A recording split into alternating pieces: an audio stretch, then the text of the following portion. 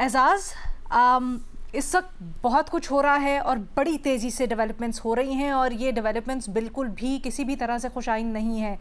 آپ معاملے کو کس طرف جاتے ہوئے دیکھ رہے ہیں؟ کیا اس وقت کہیں نہ کہیں کوئی میڈییشن کی، کوئی پیس ایفرٹس بھی ہو رہی ہیں؟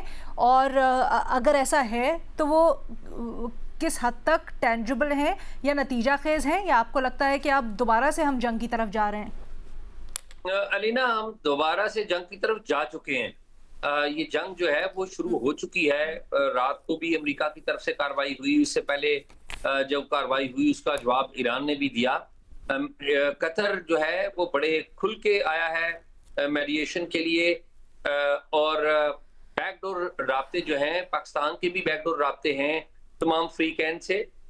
یہ مجھے لگتا یہ ہے کہ یہ شاید اگست ستمبر تک ایسے ہی چلے گا، اور یہ بہت خطرناک صورتحال ہوگی، اس لیے کہ پوری دنیا کی معیشت اور بالخصوص پاکستان کی معیشت میں اور لوگوں میں سخت نہیں ہے کہ اس جنگ کو لمبے عرصے تک جاری رکھ سکیں۔ دو بڑی وجوہات اس میں ہیں۔ ایک وجہ یہ ہے کہ دونوں جو فریقین ہیں، امریکہ بھی اور ایران بھی، اس ایم او یو کے حوالے سے دونوں فریقین جسے کہتے ہیں مسٹرسٹ کا شکار ہیں۔ پرٹیکولرلی ایران کو تو بہت زیادہ مسٹرسٹ ہے، اور پوری ایک ہسٹری ہے ایران کی امریکہ کے اوپر مسٹرسٹ کی۔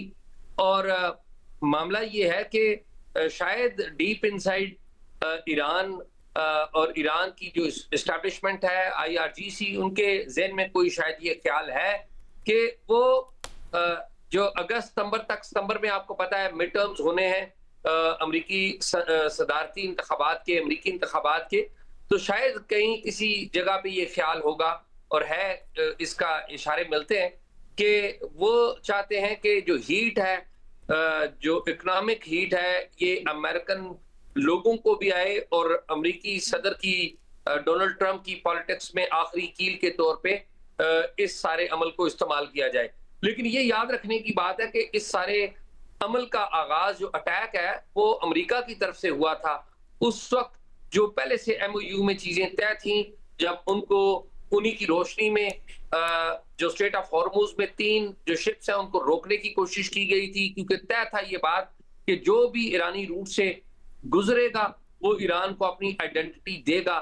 جب وہ آئیڈینٹی نہیں دی گئی تھی تو ان کے اوپر ریٹیلیشن کی گئی تھی، اور اس کے جواب میں امریکہ نے اٹیک کیا تھا۔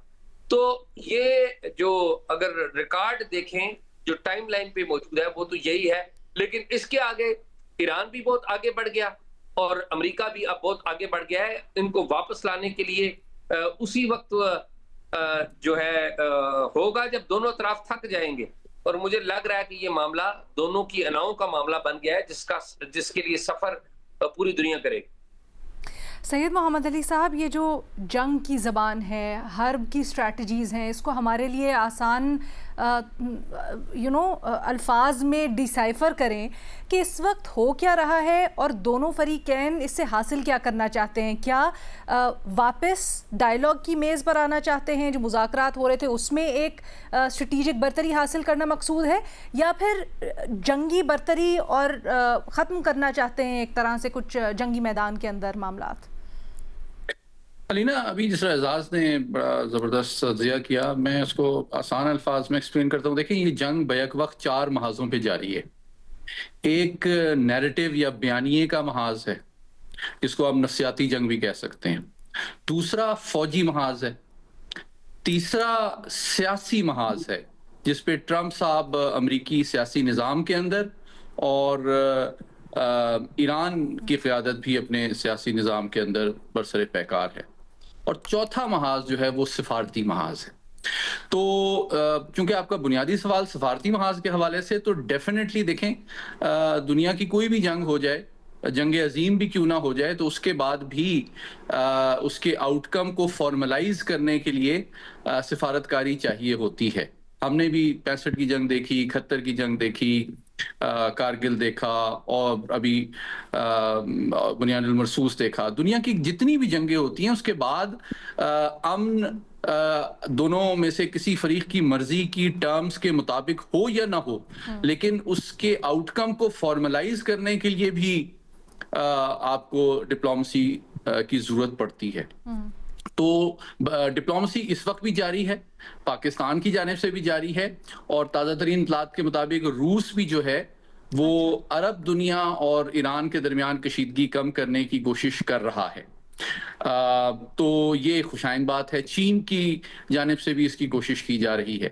تو سفارتی جو معاملات ہیں وہ پوری اپنی میں سمجھتا ہوں کہ مسلسل جاری ہیں، لیکن جو وجہ ہے کشیدگی کے جاری رہنے کی یا امن کے دیرپا قیام کے نہ وقوع پذیر ہونے کی، وہ بنیادی طور پہ دو محاذ ہیں، بیانیے اور نفسیاتی جنگ کا، اور سب سے امپورٹنٹ سیاسی محاذ ہے۔ میں یہ سمجھتا ہوں کہ یہ جو ایک فقید المثال جنازہ ہوا ایران کے سپریم لیڈر کا، اس نے ان کی سیاسی قیادت کو یہ سینس دیا ہے کہ ان کی عوام ان کے ساتھ ہے اور ان کا سیاسی نظام اور قیادت محفوظ ہے، جو کہ اصل آبجیکٹو تھا امریکہ کا ان کی ریجیم چینج کے حوالے سے۔ تو اس سے وہ مزید امبولڈن ہوئے ہیں، اور اس کے نتیجے میں پھر آپ نے دیکھا کہ وہ سفارتی محاذ پہ بھی زیادہ انفلیکسیبل ہیں، فوجی محاذ پہ بھی زیادہ اگریسو ہیں۔ محمد علی صاحب، امبولڈن یا اوور کانفیڈنٹ؟ زیادہ سخت ہے، جبکہ امریکہ کی طرف اگر آپ دیکھیں تو وہاں پہ تھوڑا سینس آف ارجنسی اور فرسٹریشن بڑھتی جا رہی ہے جتنا زیادہ آپ قریب جا رہے ہیں مڈ ٹرم الیکشن کے۔ اور اصل بات امریکہ کے پوائنٹ آف ویو سے اگر آپ دیکھیں تو ان کو فرسٹریشن اس بات کی ہے کہ ان کو اپنے ووٹر کے سامنے بیچنے کے لیے یا اس کو ون اوور کرنے کے لیے اس وقت کچھ بھی نہیں ہے۔ اس وجہ سے جنگ کا خطرہ بڑا امپورٹنٹ ہے۔ امن کی کوشش صدر ٹرمپ نے کی تھی ڈیفینیٹلی، لیکن ان کے اوپر جتنا زیادہ تنقید ڈیموکریٹس اور دیگر حلقوں کی طرف سے کی گئی کہ بھئی یہ تو سرنڈر ہے، تو میں سمجھتا ہوں اس تنقید کی وجہ سے بھی وہ مزید پریشر میں آئے ہیں کہ اب وہ سمجھتے ہیں بیٹل فیلڈ میں یا تو اتنا زیادہ ایران کی فوجی صلاحیت کو ڈی گریڈ کر دیں کہ اسی تباہی کو وہ اپنی کامیابی کے طور پہ ووٹر کے سامنے لے کے جائیں۔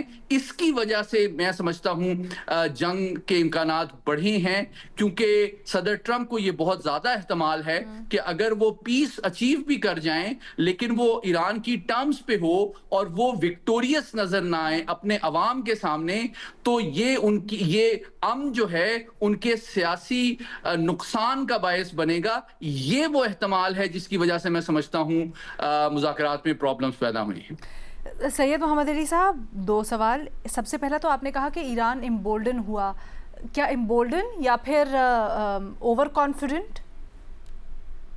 دونوں، مطلب دیکھیں امبولڈن کا مطلب یہی ہے کہ میں نے کہا اس کی تین ثبوت ہیں اس کے امبولڈن ہونے کے۔ سفارتی پوزیشن ان کی مزید ریجڈ ہو گئی، سیاسی بیانیہ مزید اگریسو ہو گیا۔ اچھا، امبولڈن ہیز اے پازیٹیو کونوٹیشن۔ ایک بحث یہ بھی چل رہی ہے یا ایک خیال یہ بھی کیا جاتا ہے کہ ایران کی اسٹریٹجی خامنئی صاحب کے جنازے کے بعد بالکل ہے وائر ہو گئی اور شاید ان کے لیے اب نقصان دہ ہوئی۔